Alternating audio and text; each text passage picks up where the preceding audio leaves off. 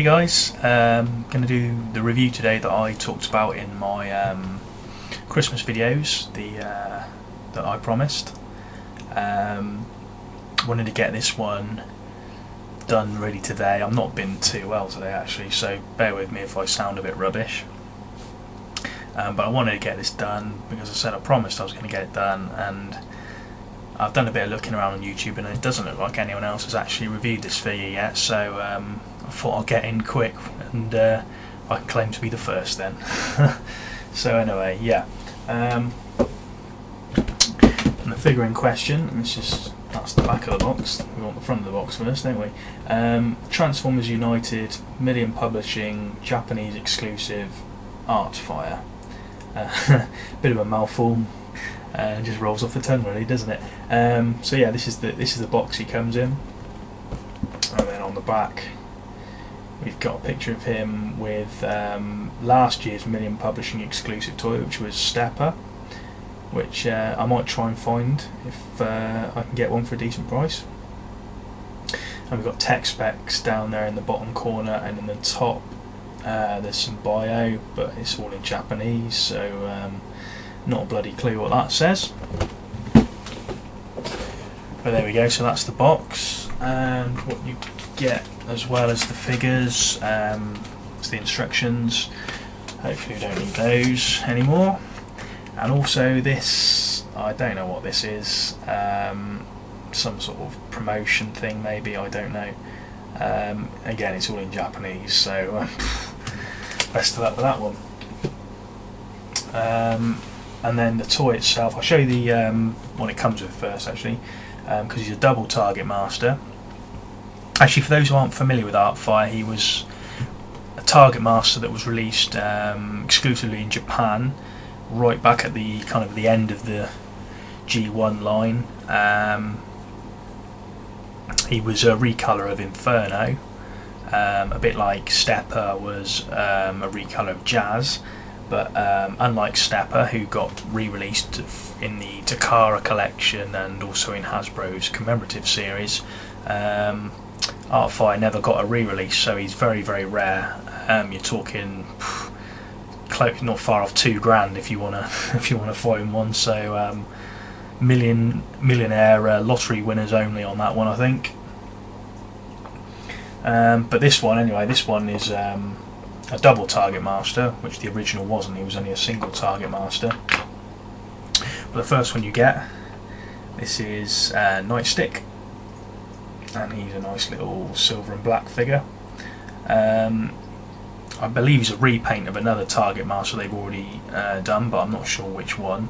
But they've painted him in the colours of Fracas, who was Scourge's target master originally back in G1, and they've probably reused the colour scheme for a few others since then. Articulation wise, these have got a bit of articulation unlike the original target masters. We can rotate at the shoulder, we can bend at the elbow, and we've got movement in the legs as well at the hip. Very simple transformation as well. We just fold the feet up like so, fold the gun barrel over, and then the lower torso just lifts, and then the legs fold over like so, straighten the arms up, and there we go. That's Nightstick in his gun mode. And then we have Sparks. This is his other target master. I believe he's also a repaint, although I'm not sure of who. And again, we've got articulation. We've got a ball joint at the shoulder, we've got a ball joint at the hips, and then we've got a bend at the knee. And again, a very simple transformation where we pull the two gun barrels up, position the arms like so, and then we pull the legs out to that position, and the same on that side, and then these just fold up on that knee joint, and there's a little hole on the inside of the leg that pegs into there's a post on each shoulder, and they just clip in, not particularly well. They're a bit fiddly to get lined up, but I seem to have managed it first time there. And there we go, that's Sparks in his gun mode. And then we move on to the main figure itself, and this is Artfire in his fire truck mode, and he's a repaint of I believe Universe Inferno. Let's see if I can get that to zoom in a bit. Yeah, it's a repaint of Universe Inferno with grapples, crane attachment, and this crane will move all the way around. It will tilt, extend, and the hook on the end will just swivel back and forth as well. But yeah, it's a very nice, quite chunky fire truck. Feels quite solid. Plastic's pretty decent compared to some of the toys we've been getting at the minute. There's quite a lot of paint apps on this as well. Let me see if I can just zoom that in a bit. I'll do it manually because the camera doesn't seem to want to do it itself. Just to get you a better look at that. There we go. A better look at the paint on it. We've got this sort of Japanese kanji on the front, and these stripes down the side, silver on the black on the side as well. We've got the exhausts picked out in silver, and then on the front we've got a nice Autobot logo and some nice sort of translucent plastic for the windows and the headlights and the sirens there on the top. So yeah, that's a pretty nice truck mode. You can attach his weapons as well in this mode, using the hook. I'll balance that on my knee for a sec. Yeah, if you push the handle of Nightstick through the hook, and then there's a hole on the inside of Sparks as well, and there's enough of that handle still sticking through to plug into that hole.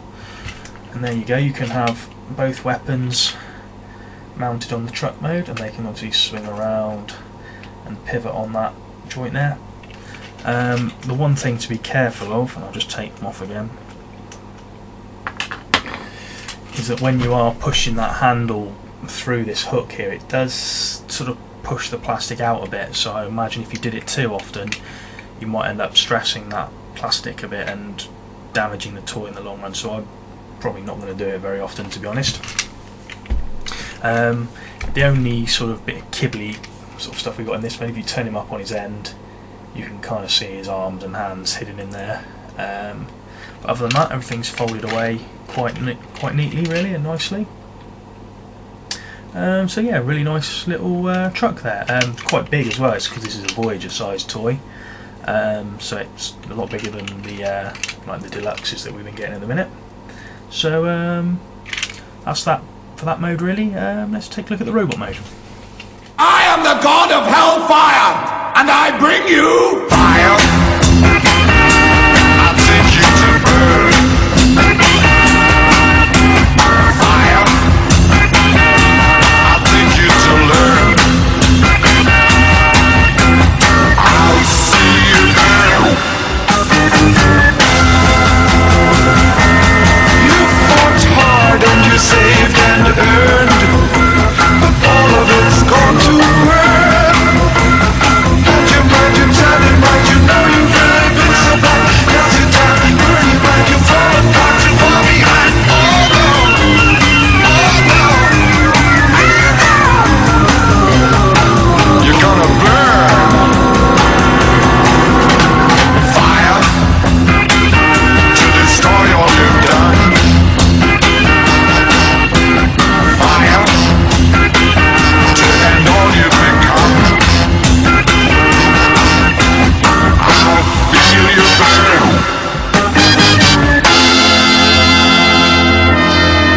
You've been living like And here we have him in his rather excellent looking robot mode. Transformation is quite nice. The legs are very straightforward. There's a lot of folding of panels and things on the upper half of the body, but it all tucks away pretty nicely, as you can see. Not a lot of kibble on this guy.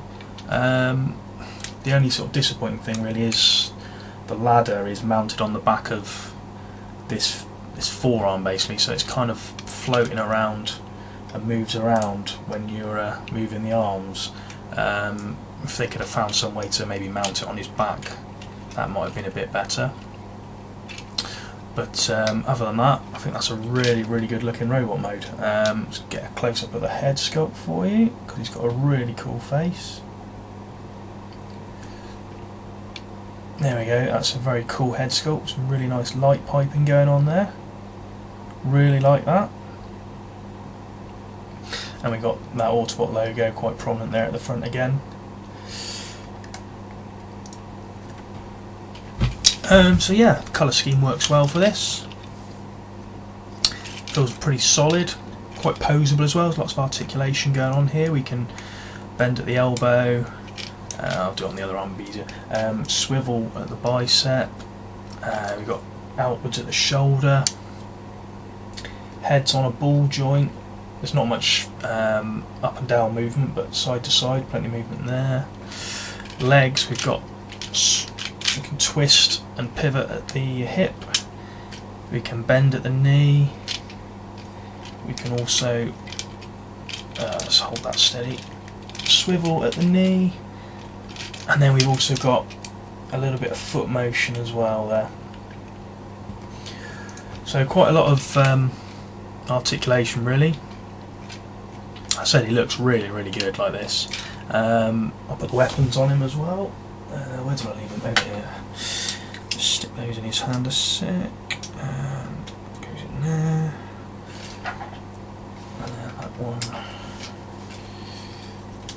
in there.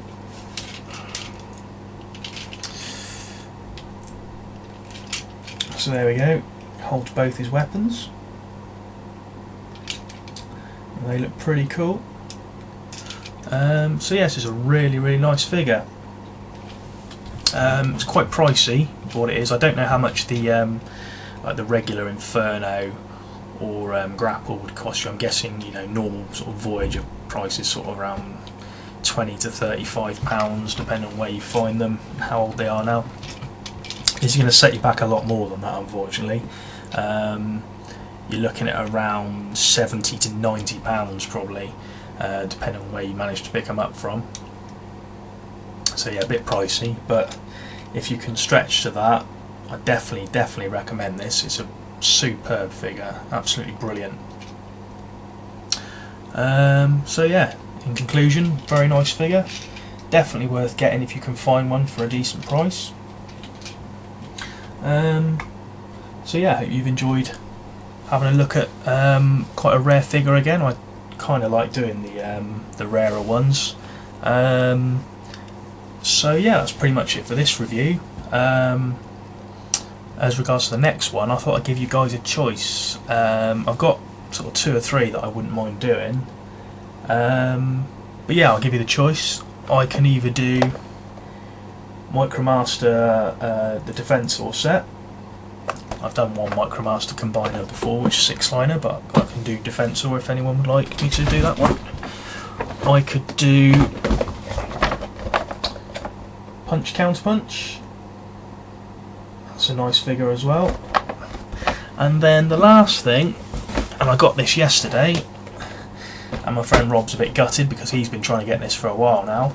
But I was walking through Tesco, and as I always do, I sort of walk through the toy aisle on my way around, and I came across Transformers Prime Voyager Dreadwing. So I could do that one if you'd like to see that one. I haven't opened that one yet, so if I do that one next, I'll have to have a bit of a fiddle with it first. But yeah, let me know what you want to see, and I'll see you soon, hopefully, for another video. Cheers, thanks for watching, catch you later.